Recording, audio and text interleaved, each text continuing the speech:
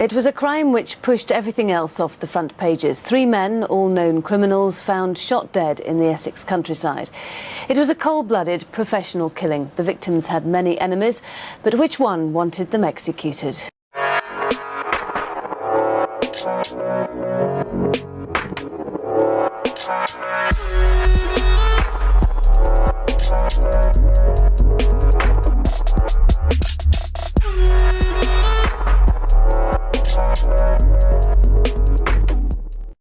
And welcome back to a new video on the Essex Boys case. As always, if you are enjoying the content, please do give the video a thumbs up.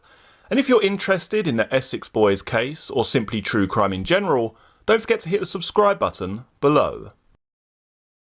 A former detective who helped catch the Rettendon Range Rover murderers is confident the 2 men jailed for the killings would remain behind bars.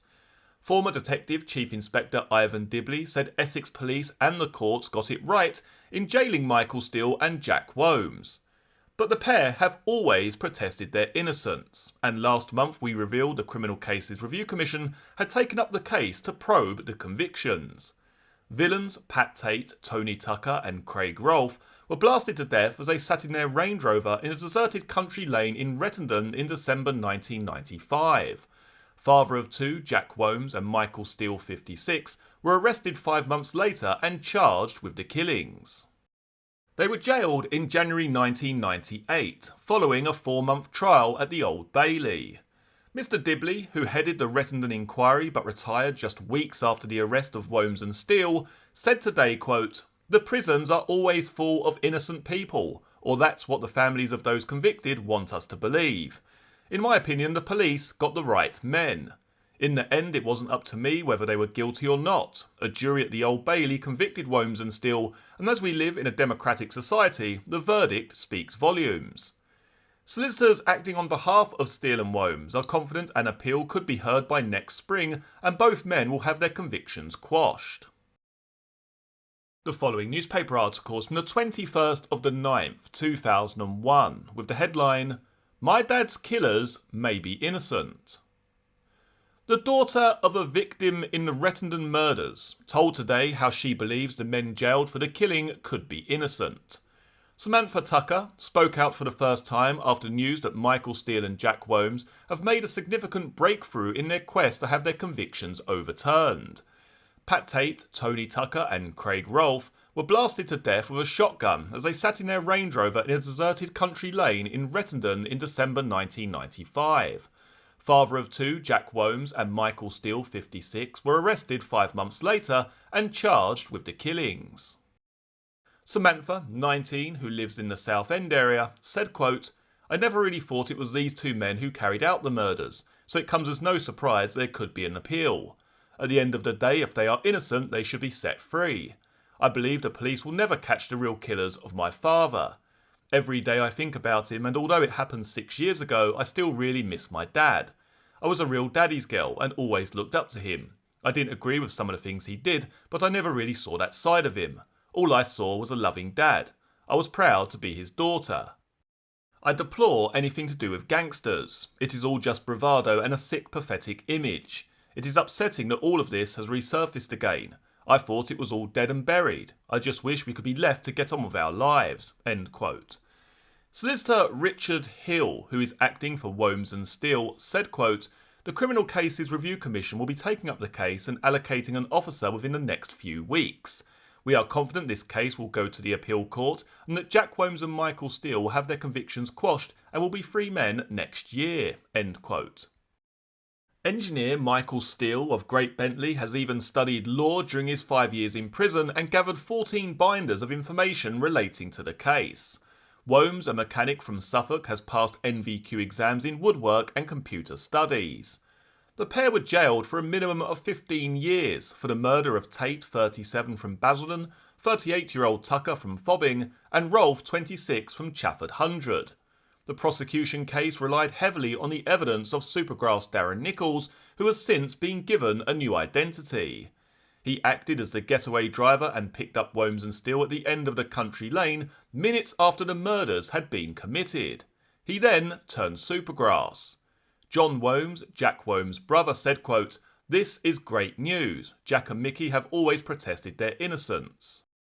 We have been preparing for this for a long time, and we are confident of winning any appeal. It won't be long before my brother and Mickey are free men. John, 39, who has gone to great lengths to publicise his brother's innocence, once chained himself to a bridge over the M25 in Essex with a banner attached to him to try and gain support. He added, quote, "Jack is extremely happy that the Commission is finally taking up the fight. Both he and Mickey have been busy in their respective prisons, learning everything from law to woodwork and computer studies. The police have got it wrong, and they want the chance to clear their names. The killers are still out there." The following newspaper article is from the 23rd of the 5th, 2000, with the headline, M25 brought to halt in jail protest. The brother of a man convicted of the notorious murder of 3 Essex drug dealers has been arrested after bringing part of the M25 to a halt in a protest over the handling of the case. John Womes, 38, and a 33-year-old friend chained themselves to a gantry above the M25 at Thurrock in Essex yesterday and displayed protest banners, forcing police to cut them free and escort them down. They were being questioned last night on suspicion of causing danger to traffic. Diversions were set up on the M25 for around 2 hours. The drama unfolded around 9 AM yesterday when builder Mr. Womes, whose older brother Jack was jointly convicted of the Rettendon killings 2 years ago, chained himself to a gantry over the M25 at Thurrock. He displayed banners declaring his brother's innocence and complaining a disciplinary hearing involving 2 Essex police officers who were believed to have been involved with the case began in private yesterday. Mr. Womes, who lives near Eye in Suffolk, said, quote, "I'm doing it because these 2 police officers at Chelmsford Police Headquarters faced disciplinary hearings about a Supergrass involved in the case, the alleged mishandling of Darren Nichols," end quote. He is angry Essex Police has refused to allow their lawyer to listen to the hearing. Mr. Womes said, quote, "I want a legal representative at that hearing. I want Jack Straw to refer my brother's case back to the Court of Appeal. Jack is innocent of those murders, 100% innocent," end quote. Initially, traffic heading towards the Dartford crossing was not diverted yesterday morning, but an accident in Kent caused tailbacks and police said the protest began to cause a potentially dangerous distraction. Because of that, motorists were diverted down a slip road until 1:20 PM when police climbed to the gantry and brought the 2 men down. Mr. Womes said, quote, "I apologise for all the troubles caused to motorists today, but this has got to be heard," end quote. A spokeswoman for Essex Police said, quote, 2 men were arrested this afternoon on suspicion of causing danger to traffic following an incident on the M25 near Junction 30. 2 men, aged 38 and 33, came down from a gantry straddling the motorway at 1:20 PM and were arrested peacefully. She confirmed a disciplinary hearing involving 2 Essex police officers began yesterday, but said they could not comment any further. Jack Womes from Brockford near Stowmarket and Michael Steele from Angers Green, Great Bentley near Colchester were jointly convicted of the triple murders in January 1998. Patrick Tate, Craig Rolfe and Tony Tucker were found blasted to death in a Range Rover in Rettendon near Chelmsford in December 1995. The 2 men serving life sentences have always denied the crime and their families are trying to win an appeal to clear their names. Leave to appeal has been refused twice, but the Criminal Cases Review Commission is now investigating the case. An appeal against the conviction has been launched on 33 different grounds. The following newspaper article is from the 10th of the 2nd, 2000, with the headline, Supergrass has no regrets. Supergrass Darren Nichols, who helped to jail 2 men for the notorious Rettendon killings, says he has no regrets about testifying. Darren, who gave evidence that helped convict Jack Womes and Michael Steele of the killings of the 3 men in Workhouse Lane in Rettendon in December 1995, was given a new identity. Possibly the most significant informant since the era of the Cray twins and the subject of a new book about the killings, Darren says he felt his life was in danger from the 2 men. His story is told in a new book about the killings published today. He said, quote, "I was of the firm belief that if they could do it to 3 people, they would carry on until they were caught. I am pleased they are not coming out. I hope they never come out, to be honest. I never felt good about being a witness against them. They were not really my friends. Well, one of them was, and one of them wasn't, but I had to. Otherwise, I wouldn't be here. Before Darren turned informant, one incident that worried him was the time Steele asked him to go flying and Wholmes turned up as well. Darren turned down the offer. Darren said, quote, "I was scared of learning to parachute without one." He has adjusted to a new life, but still thinks driven to the same point in his life, he would have chosen to have turned to crime. He said, quote, "I was going so far downhill, I felt so low about everything. It seemed to be the answer, a way of earning money. I tried to get jobs and couldn't get anywhere. Obviously I do regret it, but in all honesty, it was because of the situation I was in. If my life came to the same point, I would probably do it all again. I'm lucky in some ways, but in some ways I'm not. I do think it's odds on that one day I'm going to walk into someone that I know. That's what worries me the most." The story of how Darren became to be involved with Wholmes and Steele is detailed in the new book Blogs 19, The Story of the Essex Range Rover Triple Murders by Tony Thompson, published by Warner Books. The following newspaper article is from the 3rd of the 12th, 2001, with the headline, "Rettendon Probe Officer Back at Work." A police officer suspended on full pay 6 years ago was today to return to work following a disciplinary hearing. Detective Sergeant Philip Stimpson, 41, was suspended with colleague Detective Constable Wolfgang Bird following their handling of an investigation into the Rettendon gangland killings. The Braintree officer has kept his £34,000 salary throughout the £2 million investigation. The inquiry centred on Detective Constable Bird's alleged association with Supergrass Darren Nichols, who in 1998 helped convict killers Michael Steele and Jack Wholmes. The bodies of Tony Tucker, Pat Tate and Craig Rolfe were found in a Range Rover in a remote lane in December 1995 following an execution-style killing.